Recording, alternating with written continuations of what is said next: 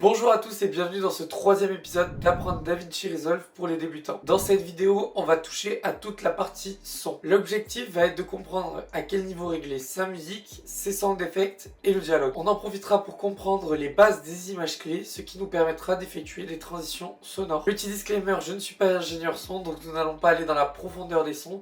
L'objectif, c'est juste de comprendre comment faire une transition entre deux audios ou bien régler les différents sons sur une de ces vidéos. À la fin de cette vidéo, vous serez en capacité de créer un univers sonore cohérent avec l'atmosphère de votre vidéo. Je vous mets tout de suite la vidéo du jour qui vous servira de base pour l'exercice que vous retrouverez sur Discord. C'est parti!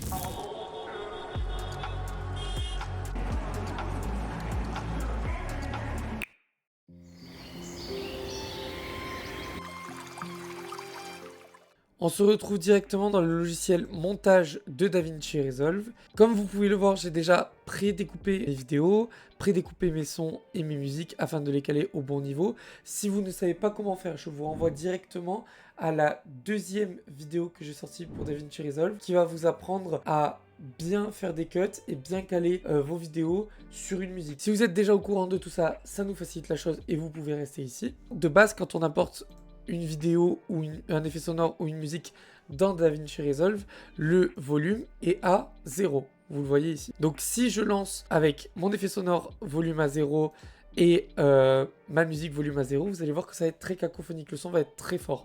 Je vais le faire pour les besoins de l'exercice. Vous voyez, le son est très fort. S'il y a des lags, c'est normal, c'est parce que je suis en train de monter et que je n'ai pas baissé la qualité de mes vidéos. Donc du coup, c'est assez gourmand pour mon ordinateur. Donc, afin d'équilibrer tout ça et d'empêcher cet effet cacophonique, je vais venir cliquer sur mon effet sonore. Et là, moi, ce que j'ai cherché à faire dans cette vidéo de manière générale, c'est de faire passer les effets sonores au-dessus de la musique. C'est-à-dire qu'on entende quand même la musique pour qu'il y ait une ambiance générale, mais que l'émotion véhiculée soit véhiculée par les effets sonores. Donc mes effets sonores vont avoir un volume un peu plus puissant que ma musique. Si je clique sur mes effets sonores donc, de rivière, on voit que j'avais mis les effets sonores à 10. Ce que je vais faire du coup, c'est que je vais venir cliquer sur ma valeur ici et mettre moins 10. Voilà. Ensuite, je le fais pour mon deuxième effet sonore. Je mets moins 10. Et là, je vais du coup faire un test pour regarder si au niveau du son, ça me plaît. Je vais couper le son de la piste où il y a la musique parce que sinon ça va être trop cacophonique et que je ne vais pas pouvoir me concentrer sur ce que je viens de faire. Donc j'appuie sur espace, je lance. On voit qu'au niveau du son, c'est beaucoup plus agréable, c'est beaucoup plus cohérent et c'est moins fort dans le casque. Même nos niveaux, ici qu'on peut voir sous la droite, ils ne sont pas dans le rouge, ce qui fait qu'on voit que c'est un niveau sonore qui est agréable, même pour votre auditeur ou la personne qui va regarder votre vidéo. Une fois que le niveau de mes effets sonores me plaît, je vais venir m'occuper du coup de ma musique. Le but, moi, dans mon montage, c'est que ma musique soit moins forte que mon effet sonore. Donc du coup, je vais aller la mettre à moins 20. Maintenant que j'ai réglé mes effets sonores et ma musique, je vais écouter afin de voir si tout me paraît cohérent.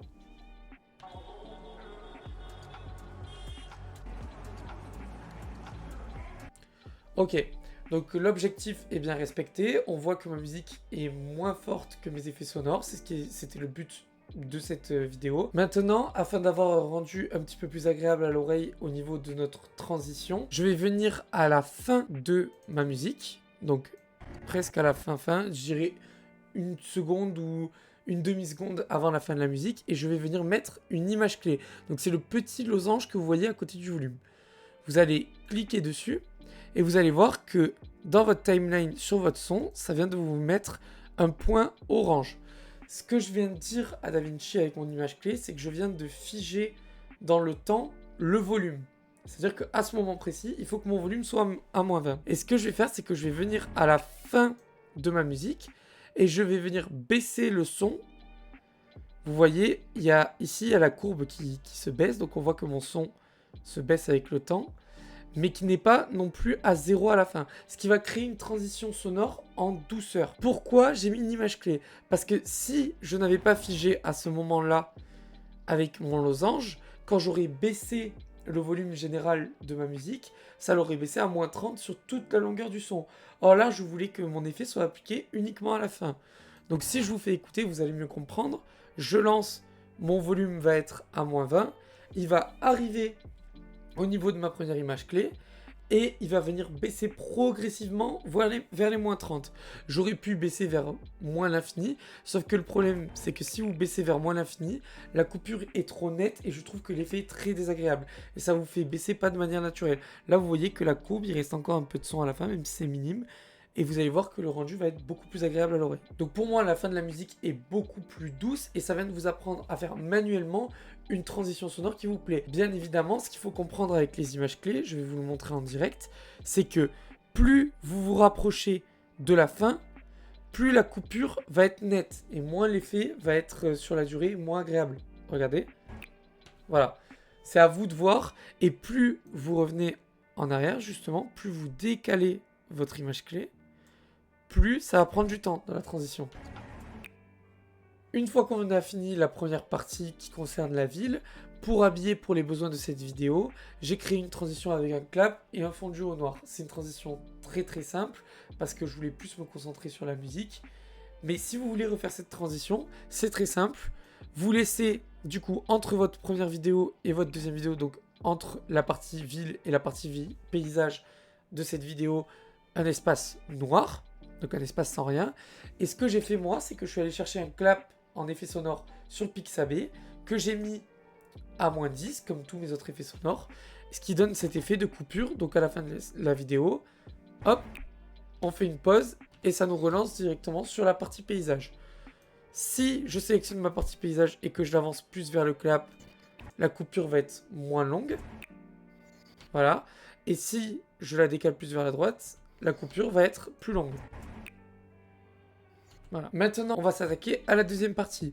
Donc, pour rendre la chose plus agréable, je vais faire un effet d'audio montant sur ma musique et sur mon effet sonore. Donc, dans la même logique que ce qu'on a fait pour la fin de la partie 1, je vais venir quelques secondes, du moins une seconde après le début de ma musique. Je vais mettre une image clé. Je vais mettre mon volume à moins 20, car c'est le volume que je veux atteindre à long terme sur la musique. Je vais revenir au début de ma musique et je vais mettre le niveau à peu près à moins 30. En fait, je fais l'opération inverse d'ici.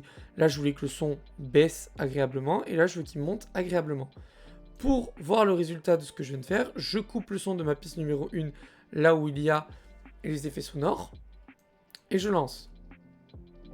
Voilà, ça me fait une transition plutôt agréable, très légère. Le but, c'est pas de faire quelque chose qui soit très coupé où le son arrive très vite. Je peux, comme on l'a vu tout à l'heure, si j'en ai envie, décaler mon image clé un peu plus loin afin que la transition dure un peu plus longtemps. Cependant, attention, comme vous venez de voir, ça n'est pas très précis, donc je vais venir recliquer, bien me sélectionner avec mon curseur sur mon image clé et venir remettre mes moins 20. Et là, vous voyez que la transition sera un peu plus longue et peut-être un peu plus douce. C'est vous qui le gérez comme vous voulez. Maintenant que vous connaissez les images clés et la gestion des niveaux sonores, vous pouvez faire les transitions que vous voulez. Vous n'êtes plus bridé par des transitions qui sont déjà préfaites, comme sur d'autres logiciels. Maintenant, je vais venir réactiver la piste de mes effets sonores et je vais faire la même chose.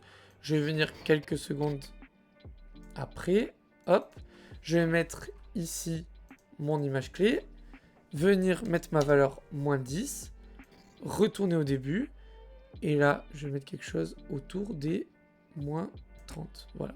Et là, ça me fait une transition qui est agréable, une transition audio et une transition d'effets sonores. J'espère que cette vidéo a été claire et que maintenant vous comprenez comment marche le son dans les logiciels de montage. Dans DaVinci, mais c'est à peu près la même chose dans tous les logiciels de montage.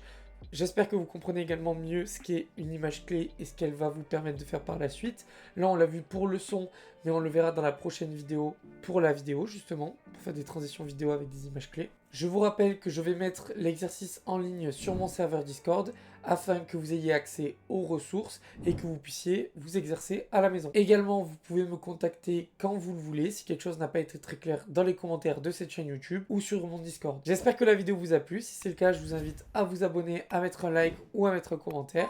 Et on se retrouve très vite pour une prochaine vidéo. À la prochaine!